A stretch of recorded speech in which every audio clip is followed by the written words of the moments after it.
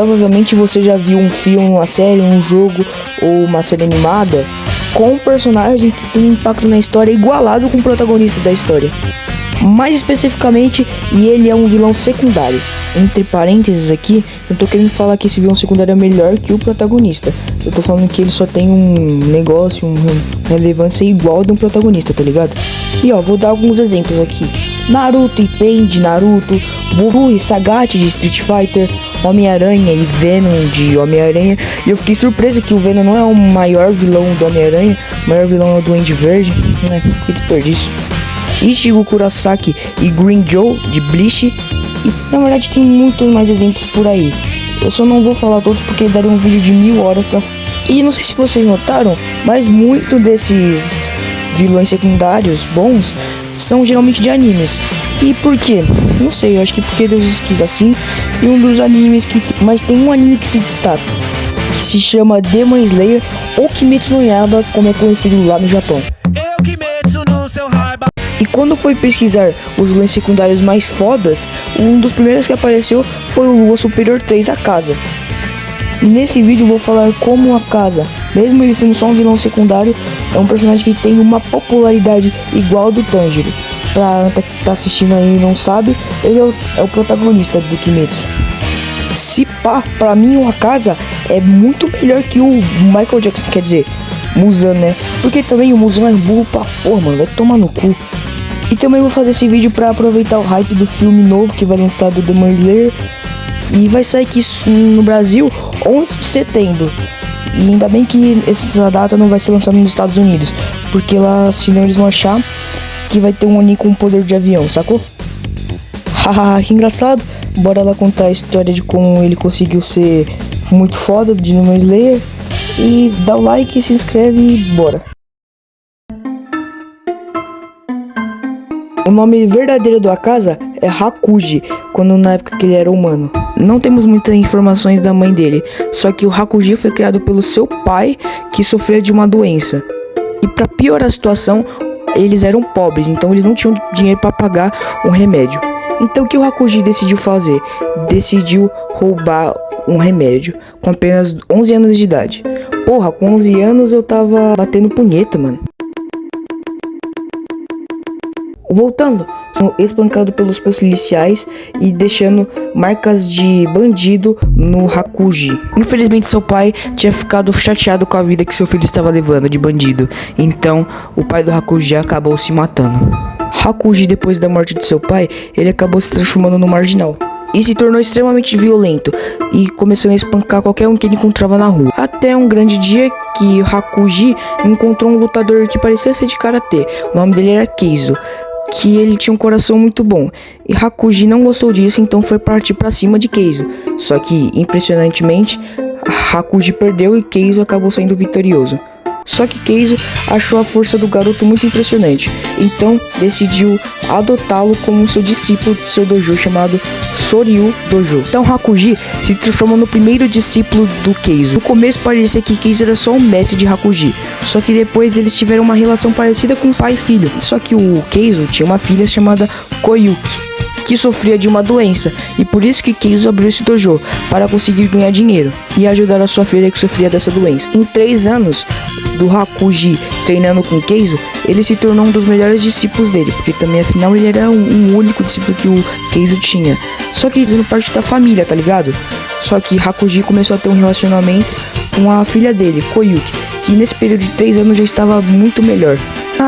Então nesse período Hakuji começou a ter uma vida boa depois de muito sofrimento.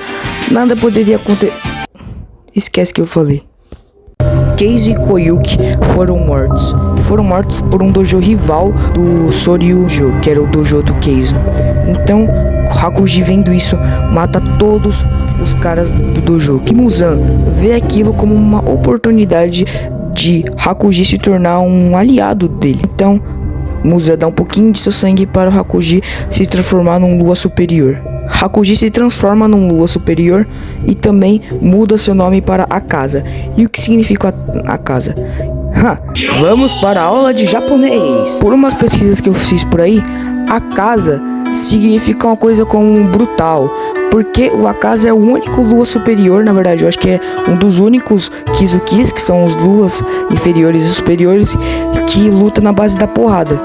Por isso que o Akaza é pica, viu? Akaza, por muitos anos, na verdade por um século, e nesse tempo, mesmo ele tendo perdido todas as suas memórias de humano, eu acho que o Akaza, na verdade acho não, né? Tenho certeza, Akaza desenvolveu um ódio meio que por instinto da fraqueza, porque a fraqueza fez ele perder tudo isso. A fraqueza fez ele perder seu pai e também a fraqueza fez ele perder sua nova família. Akaza também é um dos Luas superiores mais respeitados de todos. Ele é respeitado pelo Kokushibo e também é respeitado muito pelo Muzan. E olha que pra ser respeitado por esse cara é difícil. Eu acho que ele só não é respeitado por um aí. Ele só se finge que respeita o Akaza, mas no fundo ele não respeita, né, Doma? A história do arco Trem Infinito é do Tanjiro, Nezuko, Zenitsu e Inosuke, juntamente com o Hashira das Chamas, Rengoku. Eles vão investigar os desaparecimentos misteriosos de um trem. E o grupo descobre quem estava fazendo isso. Era o Lua Inferior 1 Enmu, mas o grupo consegue vencer ele com muita dificuldade. Só que quando tudo estava parecendo normal, eles pareciam que tinham vencido a luta, aparece no meio das sombras o Lua Superior 3 Akaza. E terá uma luta contra o Kyojiro Rengoku. E antes de começar a falar de verdade dessa luta, eu queria falar uma coisa. Mesmo se passando um século depois dos ocorridos da vida dele, humana, ele pode ter esquecido, mas ele ainda faz coisas que ele fazia antigamente, procurando oponentes fortes para superar. Ou seja, inconscientemente ele ainda não se livrou dos traumas do passado dele sobre a fraqueza. Tem muitos vilões assim que passaram por muita merda e ainda não conseguiram se livrar. Um dos exemplos mais famosos é o Jill de Jojo Bizarre Adventure, que mesmo se passando um século, mesmo ele com todo o poder, ele ainda procura maldade só pra parar de ter essas coisas do passado. Isso só não acontece na ficção não, mas também ocorre na vida real. Provavelmente você já viu uma pessoa na vida real que faz muita merda com outras pessoas, estraga a vida das pessoas só pra suprimir as próprias merdas que aconteceram no passado dessa pessoa. Todo esse exemplo que eu usei é meio que o Akaza. E agora eu vou falar uma coisa que pode ser meio polêmico. É nessa luta aqui, Rengoku não teve nenhuma chance contra o Akaza. Akaza só quase perdeu porque tava brincando, tá ligado? Pois se ele não brincasse, ele só ia chegar, dar um socão na barriga dele, ia fazer cosplay de Kakuin e pronto. O filme já tinha acabado ali. E porque Tamo Akaza queria que o Rengoku fosse um dos Luas superiores.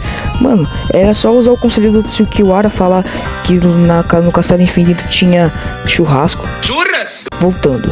Akaza consegue vencer Rengoku e Rengoku acaba sendo morto pelo Akaza e o Rengoku acaba fazendo cosplay de Kakuin e Ace. Akaza foge, fala que o sol tá vindo, Tanjiro chama ele de covarde e o Rengoku faz lá o motivacional lá. Que bela frase. Depois do arco do Trem Infinito, o Akaza não tem muita importância no momento. Ele só vai estar mais relevante lá no arco do Castelo Infinito. Tem uma cena que lá o Akaza dá um soco no Doma e o resto não mostra. Vamos agora pro último arco do mangá, porque ainda não tem um anime. O anime só vai lançar em setembro aqui no Brasil. Na verdade já lançou lá no Japão, lá em 18 de julho. Mas não sei porque aqui as coisas demoram tanto. Mas não vamos tocar nesse assunto, beleza? Depois de algumas aventuras que nossos heróis tiveram lá no Distrito do Entretenimento, na Vila dos Ferreiros e no arco do treinamento, os Hashidas tentaram matar o Muzan. Só que a Nakimi teleporta todos eles lá no Castelo Infinito, e onde o Hashira d'Água, Gyu Tomioka e o Caçador Novato Tanjiro Kamado terão a luta contra o Lua Superior 3 Akaza. Por que eu fiz uma voz tão formal assim? E mais uma opinião polêmica aqui. Mesmo com dois ótimos caçadores, já mostra que é impossível derrotar o Akaza. Mesmo a criadora do Demon Slayer dando muitos poderes pro Tanjiro, pro Tomioka, não era muito capaz de derrotar o Akaza. E a Akaza até se surpreende, mesmo o Tanjiro e o Tomioka sendo tão fracos, terem chegado até aquele momento. Uma coisa que eu queria falar é uma opinião minha. O Akaza, mesmo ele tendo perdido todas as suas memórias quando ele era humano, eu acho que no fundo da consciência do Akaza, ele tem uma motivação dele não gostar do Tanjiro. Porque o Tanjiro perdeu muitas pessoas importantes pra ele, mas o Tanjiro ainda consegue ter um sorriso na cara. O Akaza teve a mesma coisa, só que o Akaza não consegue ser feliz. Depois de muita luta, parecia que a vitória estava na mão do Akaza. Só que Tanjiro lança sua Nichirin na cabeça de Akaza e Akaza acaba perdendo sua cabeça. Só que, impressionantemente, o Akaza ainda consegue sair vivo, só que sem a cabeça. Mas isso não dura muito tempo, porque depois a Akaza, antes da sua morte, começa a ter lembranças de seu passado e acaba ficando meio que desequilibrado mentalmente e acaba aceitando a derrota. E ainda bem que a Akaza teve essas lembranças, porque se nada disso tivesse acontecido, provavelmente Tomioka e Tanjiro ainda estariam mortos, porque o Akaza ainda estava dando muito trabalho. Então, essa foi a história do Akaza, um personagem que, quando ganhava alguma coisa, perdia logo em seguida. Mesmo ele sendo arrogante às vezes, com seus inimigos e até com seus aliados, Akaza é um personagem muito bom, passado muito quebrado. Isso não tem muita justificação pra ele fazer o que faz, mas ele faz porque sim. E eu às vezes nem sei o que eu tô falando, eu só falo merda, tá ligado? Porque eu tenho 14 anos. Mas no fundo eu consigo entender, porque o Akaza é um vilão muito foda, mesmo sendo uma criança, tá ligado? De 14 anos. Bom, é isso. Obrigado por terem visto o vídeo, né? Que porra é essa? Visto o vídeo, espero que vocês tenham gostado. Tchau, qual pode ser o próximo vídeo? Tem uma ideia? Falou, é nóis.